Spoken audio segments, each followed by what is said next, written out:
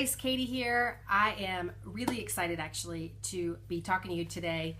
And what I'm actually going to be talking about is something that I believe a lot of people struggle with. I know that I've personally struggled with, and I've had the revelation before, and I've found myself struggling with it numerous times.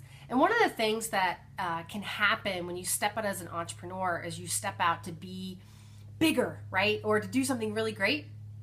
A lot of times we have a tendency to put a lot of pressure on ourselves. Maybe pressure to perform, maybe pressure to get results in front of people who don't believe us, maybe family members who are naysayers or whatever. But we can have this tendency to put our pressure on ourselves and start even putting ourselves in a box that has nothing to do with our purpose. It has nothing to do with our purpose. And we got to be careful there as an entrepreneur, because you can start getting on a path and not getting the results that you want, not because you're not giving a genuine effort or you're not doing the work. It's because you're going about it and your intentions are in the wrong place. Okay. Now I want you to follow me here for a second. Putting pressure on yourself can happen very, very, very easily, really in any area of your life. It could be as a parent, in business, job, whatever, right? We all want to have this status, or the way we look, or how much money we make, or whatever the case may be.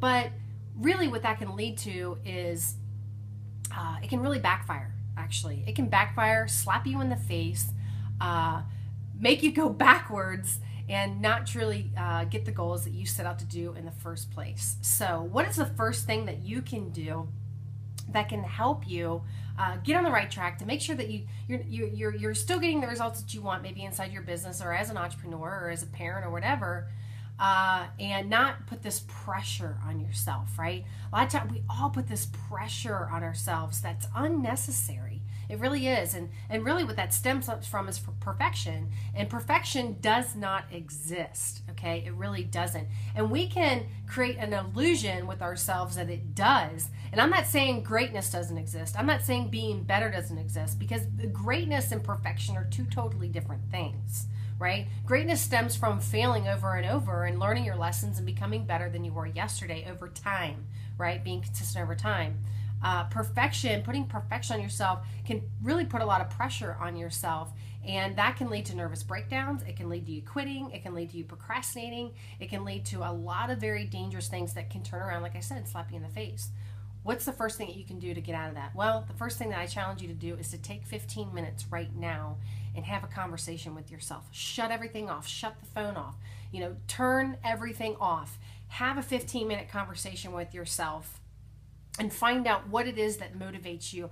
What is it that gets you out of bed every day? What's your vision? What's your goal? Because one of the things I said earlier is that if there's something that you feel like you have the ability to give, that is life's way of highlighting what you have in you to give and what it's designed in you to give. And I have so resisted this. I really have. I have resisted this in many areas of my life because of past hurts, because of recent hurts, because of people, because of frustration, because of whatever excuse that I took agreement with and allowed it to bloom in my life, when all I should have been doing is just focusing on what I was good at, the areas that I'm giving at. Because look, we are designed to serve, we're designed to lead, we're designed to give. We really are. We're designed to receive too, but we're mostly designed to give. And what you plant, what you put out is what you get back, and really the law of reaping and sowing can be a dangerous one too, right? I've sown things and have gotten slapped in the face with stuff that I've reaped, and it happens. It does. And we got to be mindful. But guys, here's the thing. Take 15 minutes with yourself. Have a conversation with yourself. You know what you're doing when you do that? You're honoring yourself. You're respecting yourself. And you're saying that I matter, that you matter, because you do. And in that, creativity flows, ideas flow, right? Whatever it is that you got to do to get in touch with yourself. But it's very, very important to honor what you have to give. Ask yourself how you're doing. Ask yourself, if you're not doing great, how can you make it better, right? Focus on those solutions.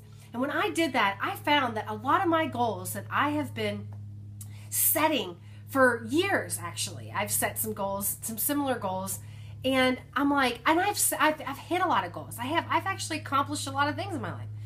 And that can be dangerous too, because when you accomplish a lot of things, you got to set bigger goals. And I I have definitely found myself not setting bigger goals. And when you don't set any goals, and you're aiming at nothing, you're going to surely hit nothing, right? That's just what's going to happen. You're going to sew that back into your life. So I realized that a lot of my goals are really lined up with my motivation, my vision, my purpose, and things that I know that I want to do that's going to happen over time, right? It's not going to happen overnight. Your purpose doesn't happen overnight. It happens over time. And one of my goals, my first goal, I love to help build communities. I actually really do. I really like to give back. I don't like to just give because I just want to give because I want to look good to give or any of that crap. No. I genuinely want to watch something build up. I used to actually be a part of a lot of project building. I still technically am. But I love helping communities come together, build up, and make something happen, right? Make something happen. Something better, something to make the community better, right? So my first goal is by my birthday, I want to raise $6,400, if not more, to help build a home in Haiti by my birthday. And I hope that you join me in that. As a matter of fact, I'll put a link below there. I would love for you to join me. If it's $1, $5, $20, whatever, you better believe I'm going to be praying over everybody that gives to that, because that's what I want to do. And I've actually I set that goal earlier this year, and I'm like, I should have totally hit that by now. I really should have. I've been so focused on all these other things, and I'm like, but that's what motivates me, right? That's who I am. And then my next goal, I have 2 goals, and these are only 2 goals I need to focus on, right? And I got to hold myself accountable here, and that's the next thing you got to do. You got to hold yourself accountable to hitting the goals, right? Find out what it is take 15 minutes with yourself. Find out what it is that's going to motivate you. Because guys, you know what's going to come back is when you genuinely have a good intention for a goal, right? That's going to help benefit people. That's the truth, right? I used to set these income goals, and I'm not to say that I don't have income goals, but that's not really my main motivation.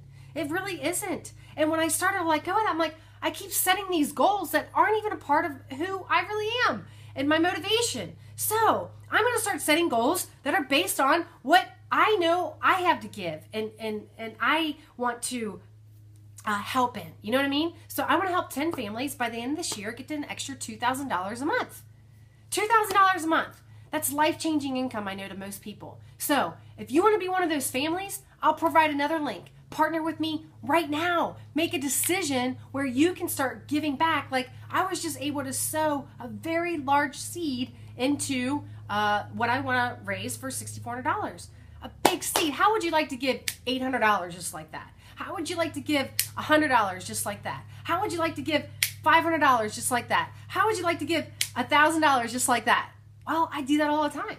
And now, you know what? Normally I give in secret, but I said, you know what?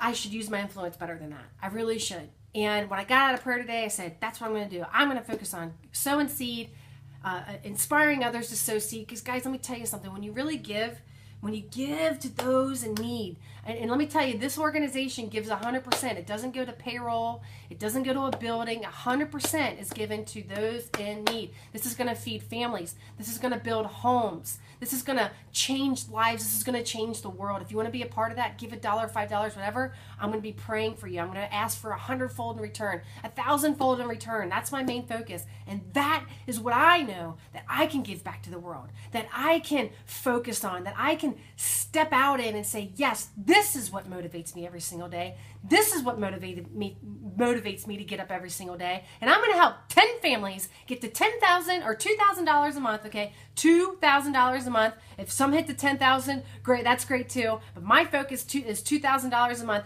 If you want to make an extra $2,000 a month, then I need you to make a decision right now. Partner with Katie. Click on that link. Go ahead and join. I'll see you on the inside, and I can't wait to help you set your goals so you can go and change the world for your family. All right, guys, be blessed. Take care. Love you. Bye.